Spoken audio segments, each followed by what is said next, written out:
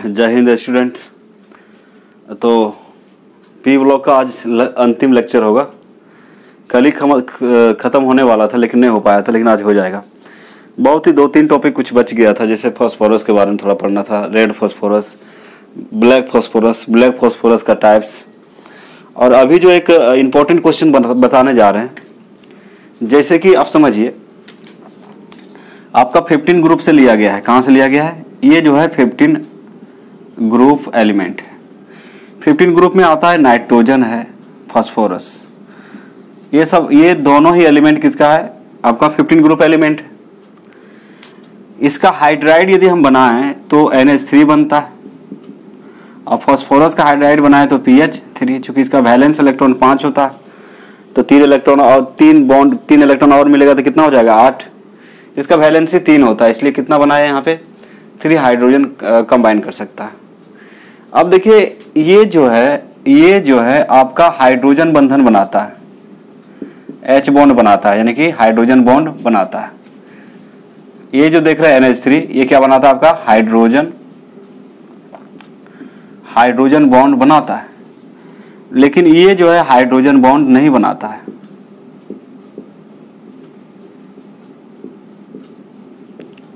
क्या कारण है? एक हाइड्रोजन बॉन्ड बना रहा है, दूसरा नहीं बना रहा है। इसका कारण क्या है?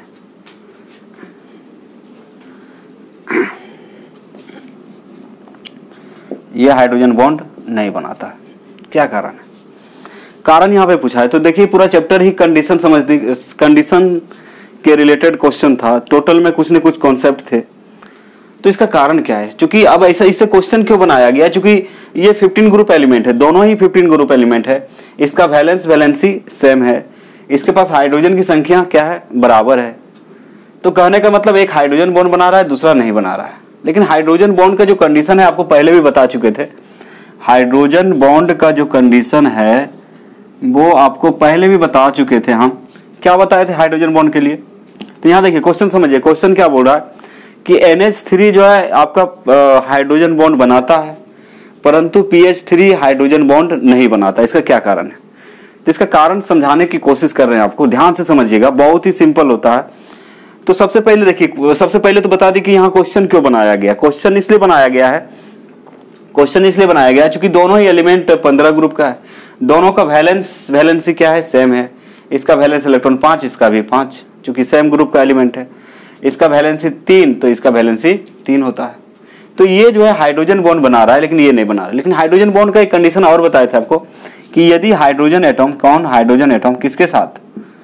फ्लोरीन के साथ दिखे, ऑक्सीजन के साथ दिखे, या नाइट्रोजन के साथ दिखे, तो इसके बीच जो बंधन बनेगा, जो भी आएंगे वो हाइड्रोजन बॉन्ड होता है। हाइड्रोजन फ्लोरीन के साथ जुटेगा तो इसका जो बॉन्ड है वो हाइड्रोजन बॉन्ड कहलाएगा। H2O में हाइड्रोजन बॉन्ड होता है, NH3 में भी क्या होता है? Hydrogen bond. लेकिन यहाँ पे देखिए इस कंडीशन में कहीं P नजर आ रहा है? नहीं है। पहला तो कारण ये है। लेकिन रियल में यदि इसका कारण पूछा जाए, इसका कारण बताया जाए कि क्या है, इसका कारण क्या है, तो कारण देखिए नाइट्रोजन का जो है इलेक्ट्रोनेगेटिविटी EN बोलते हैं। EN मतलब इलेक्ट्रोनेगेटिविटी होता है, 3 होता है। यही फास्फोरस का EN ले, इलेक्ट्रोनेगेटिविटी ले, तो इसका इलेक्ट्रोनेगेटिविटी 2.1 होता है। रही बात हाइड्रोजन का, तो हाइड्रोजन का इलेक्ट्रोनेगेटिविटी, हाइड्रोजन का EN का वैल्यू होता है 2.1 होता है।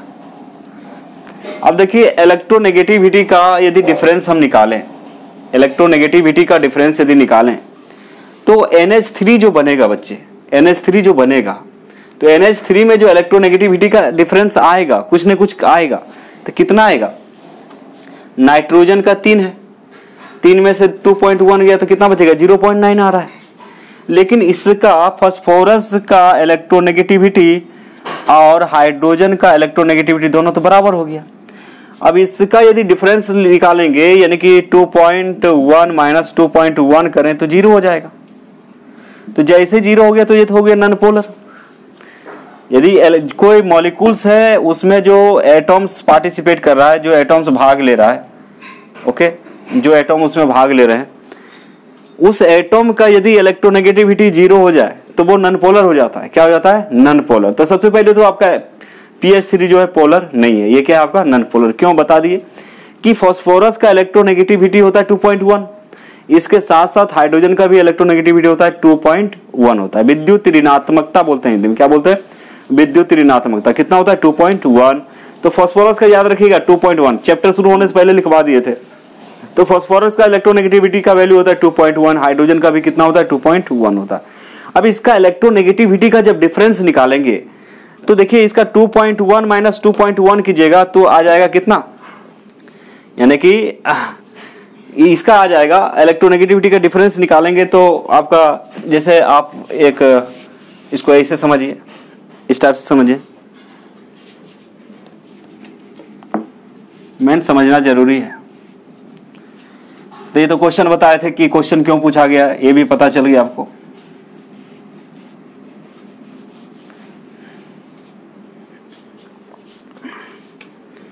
तो पहला कंडीशन आपको बता दें, EN मतलब इलेक्ट्रोनेगेटिविटी डिफरेंस इन NH3। तो देखिए नाइट्रोजन का होता है 3 और हाइड्रोजन का होता है 2.1, यानी कितना आ रहा है 0.9 आ रहा है, 0 तो नहीं आ रहा है। यानी कि इससे ये पता चलता है NH3 जो है आपका ये पोलर है, ये क्या आपका पोलर, और जो भी हाइड्रोजन बॉन्ड बनाता है वो पोलर ही होता है। दूसरा जो कंडीशन दिया वो बच्चे, electronegativity difference of in PH3। अब PH3 में इलेक्ट्रोनेगेटिविटी का डिफरेंस देखते हैं, फास्फोरस का कितना बचा है 2.1 होता है और हाइड्रोजन का भी होता है 2.1, तो ये तो आ गया 0, यानी कि यहाँ PH3 क्या हो गया नॉन पोलर। नॉन पोलर दोनों ही कोवेलेंट बॉन्ड बनाता है, दोनों ही क्या बनाता है कोवेलेंट बॉन्ड बनाता है, दोनों ही आपका कोवेलेंट बॉन्ड बनाएगा, लेकिन ये नॉन पोलर कोवेलेंट बॉन्ड बनाएगा और ये पोलर कोवेलेंट बॉन्ड बनाएगा। क्यों, क्योंकि इसका इलेक्ट्रोनेगेटिविटी का डिफरेंस जो जो एटम्स यहाँ पे नाइट्रोजन और हाइड्रोजन से मिलकर बना है NH3, तो नाइट्रोजन का इलेक्ट्रोनेगेटिविटी 3 होता है और हाइड्रोजन का 2.1, घटाएंगे तो कितना आएगा 0.9, तो कुछ तो डिफरेंस बच रहा है। लेकिन PH3 में डिफरेंस देखिएगा तो 2.1 माइनस 2.1 तो कितना हो जाएगा 0, 0 तो ये क्या है नॉन पोलर, यानी कि ये क्या बनाएगा non polar covalent bond. Non polar covalent bond का मतलब होता है अध्रुवीय सहसंयोजक बंधन बनाएगा। तो ये कारण है कि आपका NH3 जो है एग्जिस्ट करता है, उसमें एग्जिस्ट करता है हाइड्रोजन बॉन्ड, लेकिन PH3 में हाइड्रोजन बॉन्ड नहीं एग्जिस्ट करता है। तो क्वेश्चन है आपका, देखिए क्वेश्चन बोल रहा है कि NH3 जो है हाइड्रोजन बॉन्ड बनाता है लेकिन PH3 नहीं बनाता है, क्यों, क्या कारण है। तो सबसे पहले यहाँ पे याद रखिएगा कि NH3 में जो इलेक्ट्रोनेगेटिविटी का डिफरेंस होता है उसमें अंतर पाया जाता है, कुछ ना कुछ अंतर होता है, लेकिन आपका जो है समान हो जाता है। PH3 में हाइड्रोजन और फास्फोरस का जो इलेक्ट्रोनेगेटिविटी का डिफरेंस है वो बराबर हो जाता है। बराबर होने के कारण ये जो बनाता है नॉन पोलर कोवेलेंट बॉन्ड बनाता है, मतलब डिफरेंस जब निकालेंगे तो 0 हो जाएगा ना। PH3 में आपका फास्फोरस का इलेक्ट्रोनेगेटिविटी माइनस हाइड्रोजन का इलेक्ट्रोनेगेटिविटी करिएगा तो दोनों का वैल्यू जब बराबर तो 0 आ गया। अब जिसका इलेक्ट्रोनेगेटिविटी का वैल्यू 0 आ जाता है वो नॉन पोलर होता है, यानी कि ये नॉन पोलर कोवेलेंट बॉन्ड बनाएगा, लेकिन इसलिए इसमें हाइड्रोजन बॉन्ड एग्जिस्ट नहीं करेगा। जब नॉन पोलर हो गया तो हाइड्रोजन बॉन्ड का कोई रास्ता नहीं है। तो दो कारण बता सकते हैं, पहला कि NH3 में हाइड्रोजन तथा नाइट्रोजन का इलेक्ट्रोनेगेटिविटी का अंतर होता है, इसलिए यह पोलर कोवेलेंट बॉन्ड बनाता है। और जब ये पोलर कोवेलेंट बॉन्ड बना रहा है तो इसमें हाइड्रोजन बंधन रह सकता है, हाइड्रोजन बॉन्ड रह सकता है। परंतु PH3 में फास्फोरस और हाइड्रोजन का जो इलेक्ट्रोनेगेटिविटी का नेगेटिविटी दोनों समान होता है, यानी कि उसका इलेक्ट्रोनेगेटिविटी का डिफरेंस निकालेंगे तो 0 हो जाएगा। अब जैसे 0 हुआ ये क्या हो गया नॉन पोलर हो गया, और नॉन पोलर होने के कारण नॉन पोलर कोवेलेंट बॉन्ड बनाएगा, इसलिए यहाँ पे हाइड्रोजन बॉन्ड नहीं बन सकता है। यही क्वेश्चन है, देखिए हम लोग समझने की कोशिश करते हैं। बहुत ही सिंपल क्वेश्चन है और इसके बाद हम लोग खाली फास्फोरस के बारे में थोड़ा सा चर्चा करेंगे, उसके बाद ये चैप्टर द एंड हो जाएगा और नेक्स्ट लेक्चर में शुरू होगा आपका इनऑर्गेनिक का आपका थर्ड चैप्टर जो है आपका DNF ब्लॉक। क्या है DNF ब्लॉक, वो 4 लेक्चर में लगभग खत्म हो जाएगा और उसको खत्म करने के बाद फिर हम लोग लास्ट चैप्टर पढ़ेंगे जो बहुत ही इंपॉर्टेंट है, मोस्ट इंपॉर्टेंट, वो है आपका क्या चीज वो है आपका कोऑर्डिनेशन कंपाउंड या कॉम्प्लेक्स कंपाउंड। बहुत ही इंटरेस्टिंग। देखिए, why does NH3 form hydrogen bond but PH3 does not form hydrogen bond. तो इसको मैंने समझा दिया है, हर तरीके से समझा दिया हूँ, ठीक है। सबका इलेक्ट्रोनेगेटिविटी का वैल्यू भी लिख दिए। EN को क्या बोलते हैं, इलेक्ट्रोनेगेटिविटी, जो पहले बता चुके हैं। जो चीज़ आपको यूज होने वाला है उसको हम पहले डील कर देते हैं, आप माने या ना माने। तो यहाँ बोला NH3 हाइड्रोजन बंधन बनाती है परंतु PH3 नहीं बनाती है। क्यों, क्या कारण है, कारण बताइए, क्या कारण है कि नहीं बनाती है, ठीक है। तो देखिए, nitrogen and hydrogen have a considerable difference in their electronegativity values. अभी क्या बताया कि नाइट्रोजन और हाइड्रोजन के बीच का जो इलेक्ट्रोनेगेटिविटी का वैल्यू है कुछ ना कुछ होता है, जो कि आपको बता दिए कितना होता है, 0.9 होता है। कितना होता है, 0.9। So they form covalent bond having polar nature. इसलिए कोवेलेंट बॉन्ड बनाएगा, लेकिन वो कैसा नेचर का होगा, पोलर, यानी कि ये पोलर कोवेलेंट बॉन्ड बनाता है। That is why hydrogen bond exist among NH3 molecules. इसलिए NH3 में हाइड्रोजन बॉन्ड एग्जिस्ट करेगा, रहेगा। Phosphorus and hydrogen have equal value of electronegativity. तो देखिए, फॉस्फोरस का इलेक्ट्रोनेगेटिविटी 2.1 है, हाइड्रोजन का भी 2.1 है। तो इसका इलेक्ट्रोनेगेटिविटी का जो वैल्यू है वो सेम हो गया। यदि इसका डिफरेंस निकालेंगे तो 0 हो जाएगा। So they form non polar covalent bond.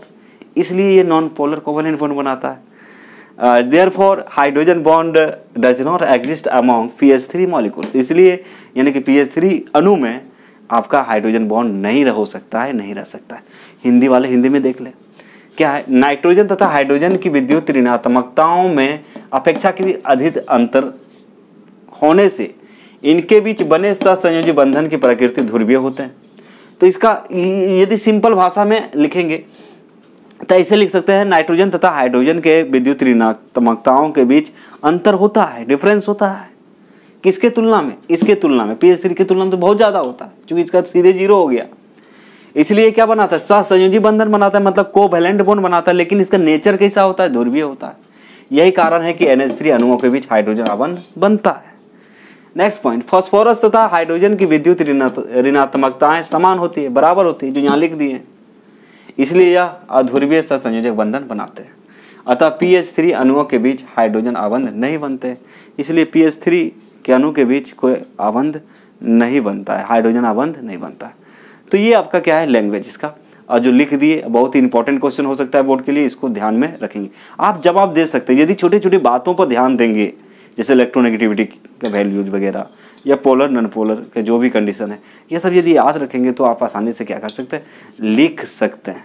तो इस तरह से क्या करेंगे, इसको जल्दी से नोट कर लें आप लोग, ठीक से नोट्स बना लेंगे, ठीक है। ये अंतिम सांस ले रहा है ये चैप्टर, मतलब आज द एंड होने वाला है ये, तो आज ही खत्म हो जाएगा। आप फास्फोरस के बारे में कुछ बताना है, रेड फास्फोरस कैसे बना। रेड फास्फोरस तो आपका क्या है, ये yellow phosphorus, red phosphorus, yellow phosphorus तो आपको तो बता चुके हैं कि व्हाइट फास्फोरस और आपका क्या है, पीला फास्फोरस, येलो फास्फोरस के बीच डिफरेंस आप लोग पढ़ चुके हैं। या रेड फास्फोरस, व्हाइट और रेड के बीच आपका डिफरेंस भी पता, लेकिन कुछ कुछ होता है ना कि ब्लैक फास्फोरस का क्या क्या टाइप होता है, तो कुछ कुछ बातें अभी हम लोग देख लेंगे। तो अभी क्या करें, इसका जल्दी से नोट कर लें, लिख लीजिए।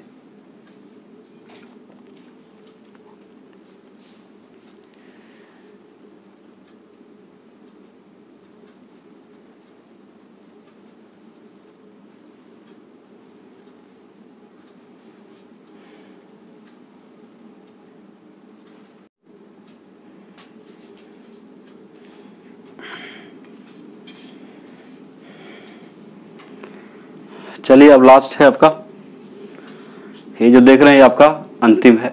जैसे व्हाइट फास्फोरस के बारे में हम बात करें तो व्हाइट फास्फोरस का जो सूत्र होता है P4 हम लोग लिखते हैं। क्या लिखते हैं, जैसे फास्फोरस का सूत्र ही होता है आपका P4 होता है,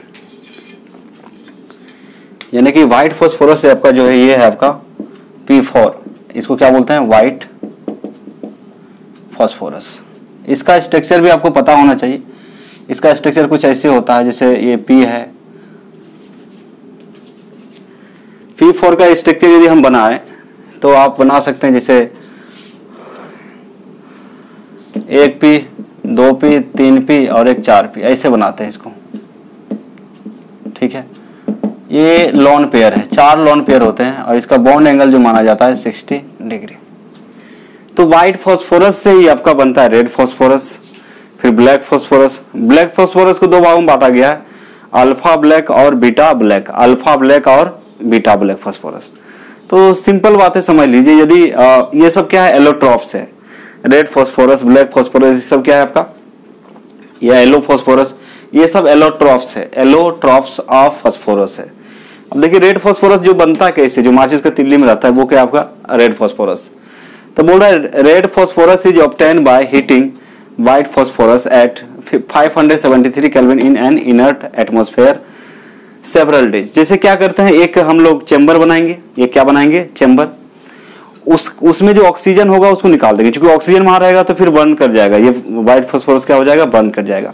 तो एक चैम्बर बनाते हैं, उसके अंदर फास्फोरस को, व्हाइट फास्फोरस को रख दिया जाता है और 573 केल्विन तक, जैसे चूल्हा पे कुकर चढ़ा के नहीं छोड़ देते हैं, उसी टाइप का बंद करके उसको, मतलब उस चैम्बर को हम लोग क्या करते हैं, गर्म करते रहते हैं 573, उस फास्फोरस को 573 केल्विन हीट देते रहते हैं, तो वो कन्वर्ट हो जाता है रेड फास्फोरस में।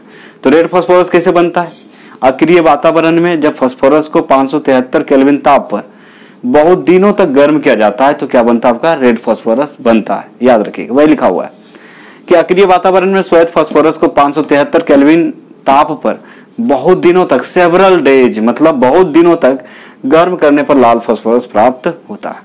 रही बात ब्लैक फास्फोरस, एक होता है आपका ब्लैक फास्फोरस, तो ये रेड फास्फोरस से बनता है ब्लैक फास्फोरस। कैसे, देखिए, when red phosphorus is heated under high pressure then black phosphorus is formed. It is odorless, non-poisonous and insoluble in water and carbon sulfide. Carbon sulphide को CS बोलते हैं। तो black phosphorus को क्या करते हैं, रेड फास्फोरस को जब हाई प्रेशर में, उच्च दाब पर गर्म किया जाता है, रेड फास्फोरस को जब हाई प्रेशर में गर्म किया जाता है तो हमें मिलता है आपका ब्लैक फास्फोरस, और ये गंधहीन होता है, इसका कोई गंध नहीं होता है। नॉन पॉइजनस मतलब विषैला नहीं होता है, इनसोल्युबल इन वाटर, पानी में नहीं घुलेगा और कार्बन सल्फाइड में नहीं घुलता है। तो क्या लिखा है, देखिए, जब लाल फास्फोरस को उच्च दाब पर गर्म किया जाता है तब क्या बनता है, काला फास्फोरस बनता है। यह गंधहीन होता है, अविषैला होता है तथा जल एवं कार्बन सल्फाइड में क्या होता है, अविलय होता है। अविलय मतलब घुलता नहीं है। अब देखिए फिर है लास्ट है ब्लैक फास्फोरस। ब्लैक फास्फोरस को दो भागों में बांटा गया है, alpha black phosphorus, beta black phosphorus. Black phosphorus के कितने टाइप्स होते हैं, दो, alpha black phosphorus, beta black phosphorus. अब देखिए अल्फा ब्लैक फास्फोरस कैसे बनता है, तो alpha black phosphorus is formed when red phosphorus is heated in sealed tube at 803 kelvin, 803 kelvin. मतलब इसको कुछ नहीं करेंगे, इसको कैसे किया जाता है, जैसे एक बंद नली है, इस तरह का क्या है, एक बंद नली है, इसमें क्या डाल देते हैं हम लोग, रेड फास्फोरस। इसके अंदर क्या डाला हुआ है, मान लीजिए ये इसके अंदर है रेड फास्फोरस है, ठीक है, red phosphorus, P for phosphorus है, और इसको 803 केल्विन ताप पर इसको हीट करेंगे, क्या करेंगे, इसको हीट करेंगे, तो ये बन जाता है आपका अल्फा ब्लैक फास्फोरस। याद रखिएगा, alpha black phosphorus is formed when red phosphorus is heated in sealed मतलब बंद ट्यूब या बंद नली एट 803, ये 803 केल्विन यानी कि 803 केल्विन। तो बंद नली में बंद नली में जब लाल फास्फोरस को 803 केल्विन ताप पर गर्म किया जाता है तब क्या बनता है, अल्फा फास्फोरस बनता है। फिर है बीटा ब्लैक फास्फोरस। तो when white phosphorus is heated at 473 kelvin under high pressure then beta black phosphorus is formed. It does not burn in air up to 673 kelvin, 673 kelvin ताप तक ये जलता नहीं है। कौन, बीटा फास्फोरस। तो याद रखिए ऑब्जेक्टिव में मदद करेगा। तो जब श्वेत फास्फोरस को उच्च दाब पर, जब इसका हिंदी जिनको चाहिए लिख लेंगे, इसका हिंदी लिख लेंगे, जब श्वेत फास्फोरस को, जब श्वेत मतलब सफेद, उजला, जब श्वेत फास्फोरस को उच्च दाब पर 473 केल्विन ताप, 473 केल्विन ताप पर गर्म किया जाता है, तब बीटा ब्लैक फॉस्फोरस बनता है, तब बीटा ब्लैक फॉस्फोरस बनता है। यह वायु में, यानी कि एयर का मतलब क्या है, हवा, वायु, यह वायु में 673 केल्विन ताप तक नहीं जलता है। 673 केल्विन ताप तक नहीं जलता है।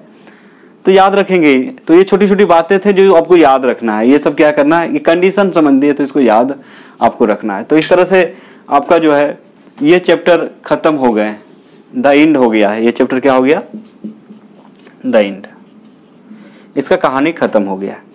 नेक्स्ट जो हम लोग पढ़ेंगे वो होगा यूनिट 8। क्या होगा बच्चे, यूनिट 8 होगा। तो बहुत जल्दी ही, यानी कि आज कितना तारीख है, 14 दिसंबर, 14 तारीख है हमारे पास। अभी बच रहा है इधर 14 तारीख है, तो 6 दिन 10 6 16 डेज, मतलब इस महीना के अंदर हम इनऑर्गेनिक ख़त्म करने की कोशिश करेंगे, पढ़ाने की कोशिश करेंगे पूरा।